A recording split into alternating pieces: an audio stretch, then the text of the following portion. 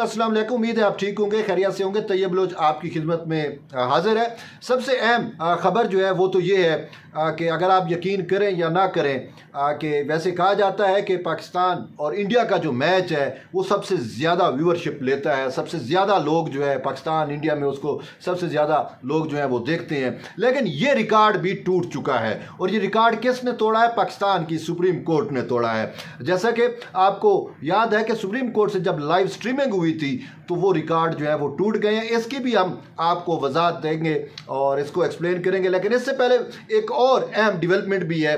वो डेवलपमेंट ये है कि फैज़ाबाद धरना केस से मुतल्लिक सुप्रीम कोर्ट ने 4 सवालात पूछ लिए हैं।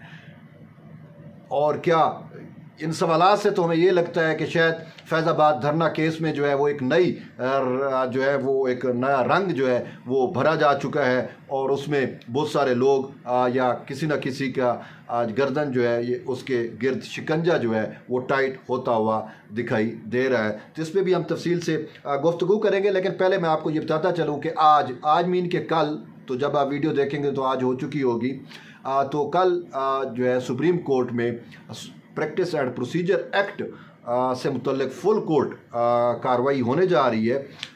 चीफ जस्टिस काजी फैज़ ईसा की सरबराही में सुप्रीम कोर्ट का फुल कोर्ट बैठेगा और वो फिर से मामलात को देखेगा। जैसा कि आपको याद है कि गुज़िश्ता समात पे इसको लाइव स्ट्रीमिंग इसकी की गई थी, तो अब भी पाकिस्तान टेलीविज़न नेटवर्क का जो अमला है वो लाइव आपको लाइव दिखाने के लिए आपके टीवी चैनलों पे बरह रास्त वो नशरियात दिखाने के लिए इंतज़ामात जो है उनको हतमी शक्ल दी जा रही है, ताकि कल सुबह 9:30 बजे जब कोर्ट में इसकी समात हो तो आप अपने घर में बैठे इसको अपनी स्क्रीनों पे जो है वो देख सकें। लेकिन इसमें अहम चीज़ ये है कि आप यकीन करें या ना करें कि पाकिस्तान की में भी ये पहली दफ़ा देखा कि सुप्रीम कोर्ट के लेवल के ऊपर जब फुल कोर्ट बैठा हो तो उसकी कार्रवाई जो है वो आप अपने घरों में बैठ के देख रहे होते हैं। इसका बहुत ज़्यादा फीडबैक भी आया। बहुत सारे दोस्तों ने कहा कि अच्छा आप तो सुप्रीम कोर्ट में होते हैं, लेकिन हमें पहली दफ़ा पता चला कि सुप्रीम कोर्ट के अंदर केसेस की कार्रवाई जो है वो कैसे चलती है। और बहुत सारे ऐसे मेरे दोस्त हैं जो ये कह रहे थे कि जब सुप्रीम कोर्ट की कार्रवाई चल रही थी तो हमने अपने ईवन के दफ्तरी काम भी छोड़ दिए और हमारी मुकम्मल तवज्जो जो है वो इस केस के ऊपर थी और हमने देखा कि प्रोसीडिंग कैसे चल रही है, वकला कैसे आर्गूमेंट करते हैं, जजेस के रिमार्क्स क्या आ रहे थे। तो एक अच्छा इसको जो है अवामी तौर के ऊपर इसको एक सराहा जा रहा है कि ये एक बेहतरीन फैसला था। और शायद इसी वजह से देखें अवाम का इंटरेस्ट हमने देखना है, तो अवाम का अगर आप इसमें इंटरेस्ट देखें तो अटॉर्नी जनरल फॉर पाकिस्तान के बकौल कि उन्होंने एक केस के अंदर चीफ जस्टिस काजी फैज़ ईसा को ये बतलाया कि supreme court practice and procedure की लाइव स्ट्रीमिंग जो है वो इतनी ज़्यादा देखी गई कि उसने रिकॉर्ड तोड़ दिए पाकिस्तान में। कि हमें ये पता चलता था कि जो डाटा टैली किया गया कि सबसे ज़्यादा पाकिस्तान और इंडिया का मैच जो है लाइव मैच वो देखा जाता था। ताहम उन्होंने कहा कि supreme court practice and procedure act की जो कार्रवाई है इसने उसके भी रिकॉर्ड तोड़ दिए। तो ये सबसे अहम है। इसका मतलब यही है कि अवाम तो देखना चाहती है, अवाम देखना चाहती है कि भाई हमारी सुप्रीम कोर्ट में क्या हो रहा है और किस तरीके से जो है वो कार्रवाई चल रही है। और ख़ासकर चीफ जस्टिस काजी फैज़ ईसा पर जो है वो अवाम की तो बहुत ज़्यादा तवक्कुआत है, एक्सपेक्टेशंस है।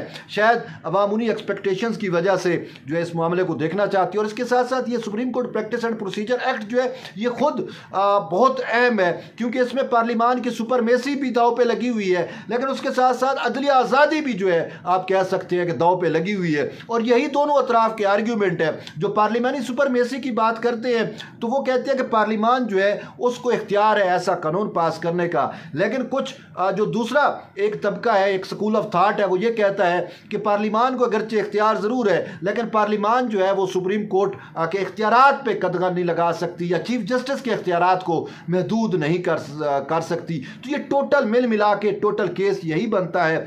तो बाकी साबिक चीफ जस्टिस उमर अता बंदियाल जो है इस पर हुक्म इम्तना दे गए थे। गुज़िश्ता समात पे हुक्म इम्तना तो नहीं हट सका, लेकिन बेंचेस की तश्कील पे जो है वो एग्रीमेंट हो गया था। जो जजेस का चीफ जस्टिस के साथ दो जो सीनियर 3 जजेस हैं उन्होंने बाहमी मुशावरा से तय कर लिया था, तो ये 2-3 हफ्तों के अंदर जो केस बेंचेस बने वो बाहमी मुशावरा से ही बनते रहे। तो अब कल यही क्यास किया जा रहा है कि कल इसका शायद हतमी फैसला जो है वो हो जाए। बहरहाल देखेंगे कि कल कार्रवाई कैसे चलती है, कि वाकई कल जो हम एक्सपेक्ट कर रहे हैं कि कंक्लूजन की तरफ पहुंचता है या फिर ये आगे भी चलेगा। लेकिन इसके साथ दूसरी अहम खबर जो मैंने आपको बताई कि फैज़ाबाद धरने से मुतल्लिक 4 अहम सवालात जो हैं वो सुप्रीम कोर्ट ने रेज़ कर दिए हैं। आज सुप्रीम कोर्ट की जानिब से फैज़ाबाद धरना नज़रसानी केस पर तहरीरी हुक्मनामा जो है वो जारी किया गया, और ये हुक्मनामा जो है वो जस्टिस अमीनुद्दीन खान की जानिब से लिखा गया 4 सफ़ात पर मुश्तमिल है, लेकिन 4 सवालात जो उठाए गए हैं वो बहुत अहम है, बहुत इंपॉर्टेंट है। पहला सवाल तो ये है कि इतने अरसे बाद ये नज़रसानी की दरखास्तें क्यों लगी। ये खुद सुप्रीम कोर्ट के ऊपर ये सवाल आता है, और ये वाकई गुज़िश्ता समाअत में जब इसकी समाअत हुई थी तो चीफ जस्टिस काजी फैज़ ईसा ने कहा था कि हम अपने आप से एहतसाब भी शुरू करते हैं और हम अपने आप को जवाबदेह समझते हैं। जो हमसे गलतियां हुई हैं हमने उसको सुधारनी है, और उस वक्त सुधारी जाएगी जब हम अपनी गलती को तस्लीम करेंगे। तो उन्होंने कहा हम अपनी गलती तस्लीम करते हैं, और ये हमें देखना चाहिए कि 4.5 साल बाद या इतने अरसे बाद ये नज़रसानी की दरखास्तें जब आ गई थी तो इतने अरसे बाद लगी क्यों, इतनी देर से क्यों लगी। तो ये एक सवाल उठाया गया। दूसरा सवाल ये था कि नज़रसानी की तमाम नज़रसानी वापस लेने की या पैरवी ना करने की जो एप्लीकेशनें हैं, मुतफरक एप्लीकेशनें, वो सारी एक साथ क्यों आ गई। ये भी एक सवाल है वाकई कि इसमें IB है, वजारत दिफा है, वफाकी हुकूमत है, पाकिस्तान तहरीक इंसाफ है, अब MQM की जानिब से भी सुन रहे हैं कि वो विड्रा कर रही है। तो इसके साथ जो है वो और भी काफ़ी सारे इसमें फ़रीक है। मासूम है इजाज़ुल हक या शेख रशीद का भी कन्फर्म नहीं है, क्योंकि वो ख़ुद अभी जेल में है या लापता है, अभी तक उनका अपना स्टेटस क्लियर नहीं है, तो उन्होंने अपना वकील भी करना है। तो 2-4 इंडिविजुअल्स के या 1-2 फरीक हैं के, बाकी सब जो है इसको वापस लेना चाहते हैं। तो ये सवाल सुप्रीम कोर्ट ने वाकई उठाया है, और ये सवाल बड़ा मानी खेज़ है। और इसके बाद एक और सवाल उठाया गया है कि क्या ये जो इदारे थे, ये जो कॉन्स्टिट्यूशन बॉडी थी जिन्होंने जो है इस मामले पे दरख्वास्त नज़रसानी दरख्वास्तें दायर की थी, क्या ये उनका आज़ादाना फैसला था नज़रसानी दरख्वास्तें दायर करने का। ये भी बड़ी अहम बात है। 3 चीज़ें हो गई। अब चौथा ये है कि जब नज़रसानी भी वापस ली जा रही है तो फिर फैसला तो बरकरार है, तो वैसे भी इतना अरसा गुजर गया तो ये बताया जाए कि फ़ैसले पे कितना इम्प्लीमेंटेशन हुआ या कब इम्प्लीमेंटेशन होगी। तो ये भी 4 सवालात बड़े इम्पोर्टेंट हैं जो उठाए गए हैं इस केस के अंदर। तो ये 4 सवालात जो है इस पूरे केस का जो आप समझ सकते हैं कि इस केस का एक हमें एंगल बता रहे हैं, हमें बता रहे हैं कि ये केस किस सिमत जो है वो जाएगा। साफ ज़रा इन्हीं 4 जो सवालात फार्मूलेट हुए हैं या जो सवालात दुराने प्रोसीडिंग जिन्होंने जन्म लिया जो उठे हैं, उन्हीं 4 सवालात पे जो है वो इन मामलात को जो है चलेंगे।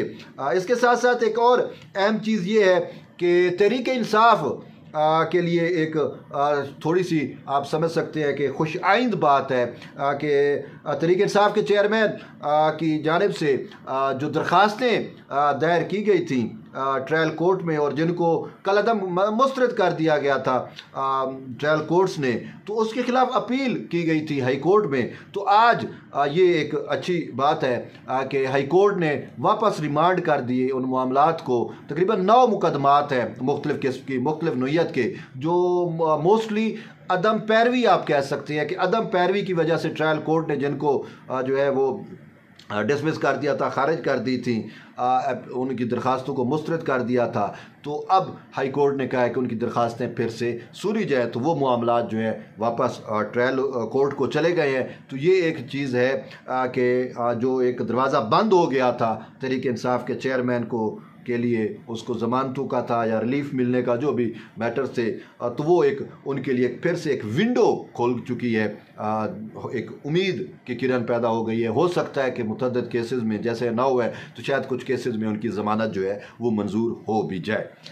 तो इसके साथ साथ एक और अहम चीज़ ये है कि आज सुप्रीम कोर्ट में एक और मामला था, फ्यूल एडजस्टमेंट का एक मैटर था जो लाहौर हाई कोर्ट से होते हुए सुप्रीम कोर्ट पहुंचा। और इसमें अचंभे की बात यह है कि इस मामले पे 1090 दरखास्तें थी।